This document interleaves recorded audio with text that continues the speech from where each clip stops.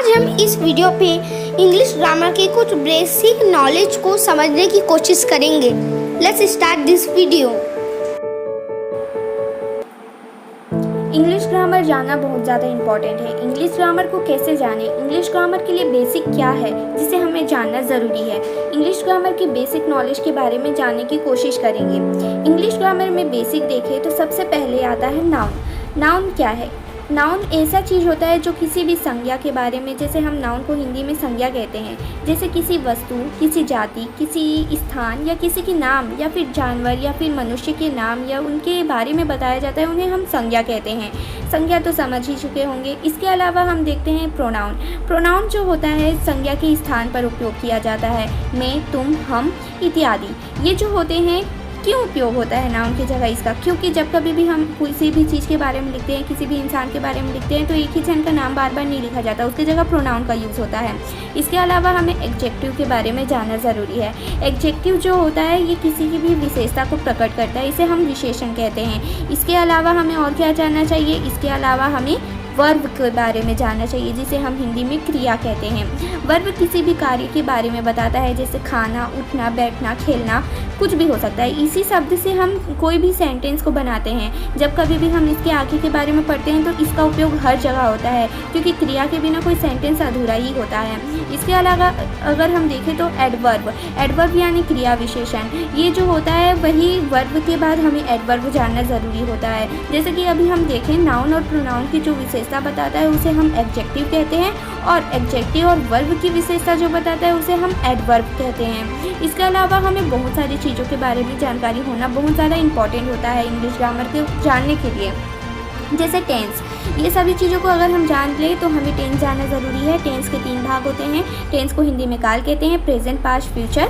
इसके अंदर भी 4 भाग मुख्यतः होते हैं, जैसे कि simple, perfect, continuous, perfect continuous. इन सभी के 4-4 भाग होते हैं, और ये जो 4-4 भाग हैं सभी के अंतर्गत मैक्सिमम या फिर ज़्यादा से ज़्यादा ये 4 भाग और होते हैं, जिससे हम सेंटेंस बनाते हैं। Affirmative, negative, interrogative, negative. इन सभी चीज़ों को जब जानेंगे तो हम इसे डिटेलिंग तरह से जान सकते हैं। इसके अलावा हमें वॉइस जानना ज़रूरी है, active and passive voice.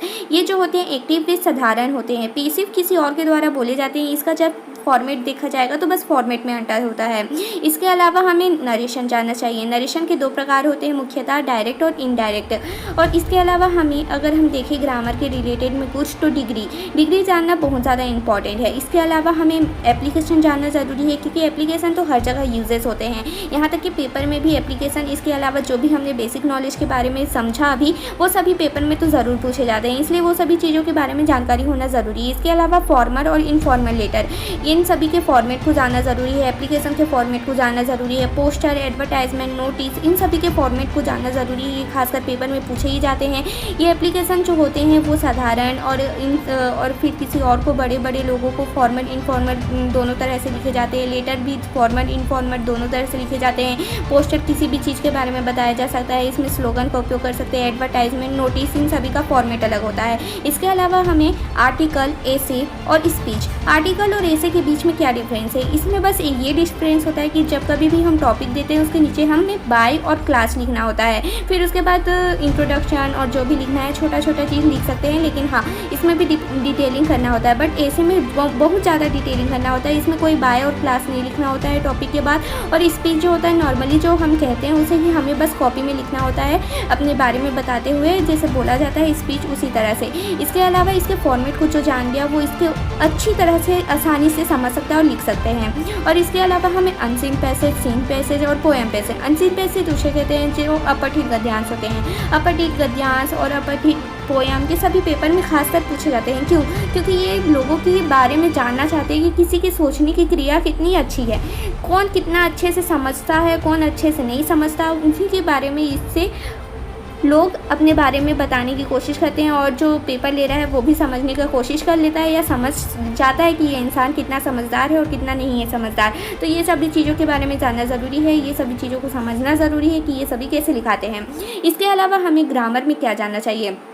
Grammar में हमें खास तौर पर ए एंड द का उपयोग, सम का उपयोग, मेनी का उपयोग, मोर का उपयोग, यहाँ तक कि little, a little, the little, यहाँ पर जो देख रहे हैं इसके अलावा इसमें क्या है, थोड़ा सा का अंतर है, किसी में ए लगा है, किसी के में नहीं लगा है, किसी में द लगा है, बस थोड़े से अंतर से इसके सेंटेंस में कहाँ उपयोग होगा इसका बहुत ज़्यादा अंतर हो जाता है। इसलिए इन सभी के बारे में जानना ज़रूरी है कि कौन सी जगह में किस तरह का यूजेस होगा। इसके अलावा हमें few, a few, the few और so that, so that, to and too और कई तरह के वर्ड्स होते हैं जिसके बारे में हमें जानना ज़रूरी है। ये तो बेसिक है, इसके अलावा और बहुत सारे हैं जिसके बारे में हमें जानना बहुत ज़्यादा इंपॉर्टेंट है। जो इंसान जान जाएगा उसका जो डू एज डायरेक्ट क्वेश्चन आते हैं उसमें अधिकतर नंबर नहीं कटेगा। इसके अलावा हमें बहुत सारी चीज़ जानना है, ये तो केवल और केवल बेसिक है जिसको जानना बहुत ज़्यादा ज़रूरी है। इसके अलावा either not, neither not, let, इसके अलावा कई सारे एक्सेट्रा बहुत सारे वर्ड्स होते हैं जिसके बारे में जानना चाहिए।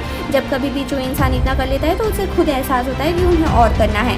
अगर हम देखें so many topics to learn in English grammar, ये तो केवल इंग्लिश ग्रामर का छोटा सा बेसिक नॉलेज था। अगर हम देखें इसके बारे में तो बहुत ज़्यादा है इसके अंदर, जिसे जानना सभी को बहुत ज़्यादा इंपॉर्टेंट है। और अगर जो इंसान इसके फॉर्मेट को, इसके लिखने के तरीके को, इसकी सभी चीज़ों के बारे में नॉलेज जान लेता है जितना जानना ज़रूरी है, वो इंसान खासकर पेपर में पूरे अंक हासिल कर सकते हैं। और अगर मेहनत करते हैं तो इंग्लिश में बहुत ज़्यादा अच्छे हो सकते हैं और इंग्लिश को बहुत अच्छी तरह से सभी के सामने और इंग्लिश में बहुत अच्छी तरह से लैंग्वेज में बात भी कर सकते हैं।